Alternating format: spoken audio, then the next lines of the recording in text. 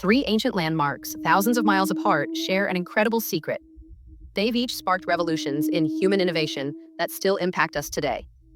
Let me tell you how a poet's paintings, a Roman lighthouse, and a castle district changed the course of history. Well, that's quite a bold claim. What connects these seemingly different places? So here's what's fascinating. Each site represents a different way humans have pushed boundaries. Take Rabindranath Tagore, who, around 1935, wasn't just writing Nobel Prize-winning literature, but creating these incredible landscape paintings that completely transformed education in South Asia. I've only known him as a writer. How did his art connect to education? Well, you see, Tagore founded this revolutionary institution called Visva Bharati, where he integrated artistic expression with academic learning, something totally radical for the 1930s. His landscape paintings weren't just art. They were like physical manifestations of his educational philosophy. That's exactly the kind of innovation we rarely hear about from that era. What made his approach so different? So instead of the rigid colonial education system of the time, Tagore created this environment where students could explore creativity alongside their studies. But let me tell you about another groundbreaking innovation, the Roman Pharos at Dover Castle. Oh, right, the ancient lighthouse.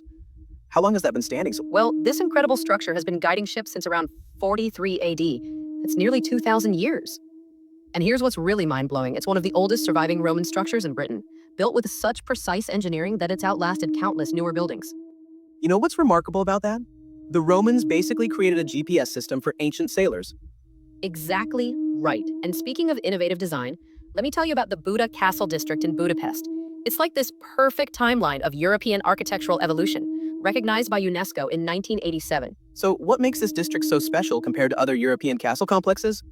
Well, imagine walking through centuries of architectural history in just a few blocks. You've got medieval foundations, Ottoman influences, Baroque grandeur, and 19th century innovations all layered together.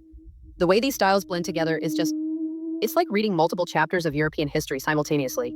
That must create some fascinating contrast in the cityscape. Oh, you have no idea. Like, the medieval walls literally support Renaissance additions, while 19th century elements add this whole other dimension. But here's what really connects these three sites. They're all examples of humans pushing the boundaries of what was possible in their time. And they're still influencing us today, aren't they? That's right. Tagore's educational model influenced progressive education worldwide. The Pharaoh showed us how to build structures that last millennia. And the Buda Castle District demonstrates how different cultural influences can create something entirely new. So what's the biggest challenge in preserving these innovations for future generations? Well, each site faces unique challenges. The Pharos battles coastal erosion, the Buda Castle District balances preservation with modern urban needs, and Tagore's legacy requires maintaining both physical artworks and educational principles. But you know what's really interesting? They're using cutting-edge technology alongside traditional conservation methods. That's fascinating, preserving the past with tools of the future. Exactly. And these sites keep generating new meanings and interpretations. Like, future generations might view them through the lens of environmental sustainability or digital preservation, but their fundamental importance to human innovation remains constant. 2 million years of human innovation. That's what archaeologists discovered along the Nile River, when they unearthed stone tools that completely changed our understanding of early human presence in Egypt. That's such a mind-blowing time span to consider. How did these early tools compare to what we typically think of as ancient Egyptian technology? Well, these weren't just randomly shaped rocks. We're talking about carefully crafted implements that showed remarkable understanding of material properties. The fascinating thing is how these tools evolved from simple choppers to more sophisticated hand axes, showing clear evidence of growing cognitive abilities. That really connects to something else I've been studying, that incredible gunner's level from 1635 by Victor Stark. The precision in both cases is remarkable, just separated by millennia. Exactly what I was thinking. The gunner's level represents this amazing evolution in human measurement and precision. What's particularly fascinating is how Stark managed to combine pure functionality with artistic beauty. The level wasn't just accurate, it was a work of art in itself. Speaking of art meeting function, have you spent much time with Rousseau's The Sleeping Gypsy? The way he captured that moment of vulnerable rest really shows a different kind of precision. Oh man, that's such an interesting parallel you're drawing. Rousseau's description is incredibly specific. A wandering negress, a mandolin player, lies with her jar beside her. It's like he's combining the precision of observation with this dreamlike quality that speaks to something deeper about human experience. Well, that really highlights how art can capture both practical reality and emotional truth. Do you see a connection between the precision needed for those ancient stone tools and the careful observation in artistic creation? It's actually a profound question. Look at how those early toolmakers had to understand exactly how stone would break and chip, just as Rousseau had to understand light and shadow. It's this continuous thread of human precision and creativity, spanning millions of years. So, what do you think future archaeologists will make of our current blend of technology and artistry? That's really interesting to consider. They might look at something like digital art the way we look at those ancient stone tools as evidence of how we used available technology to express ourselves. The tools change, but that fundamental drive to combine precision with creativity seems hardwired into human nature. The way you put that really brings everything full circle from stone tools to precision instruments to artistic expression. It's all one continuous human story. So, back in 1820, British government agents were working with King Radama I of Imerina. And for years, historians just assumed they were the ones who introduced these incredible weaving techniques and dye processes.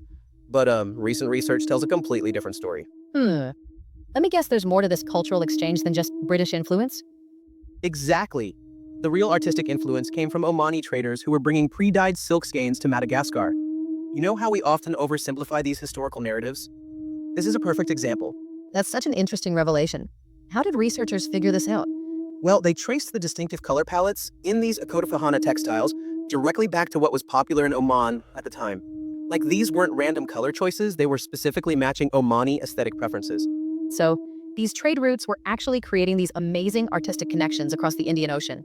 It reminds me of how cultural influences spread today through digital networks. That's actually a perfect segue into something really interesting.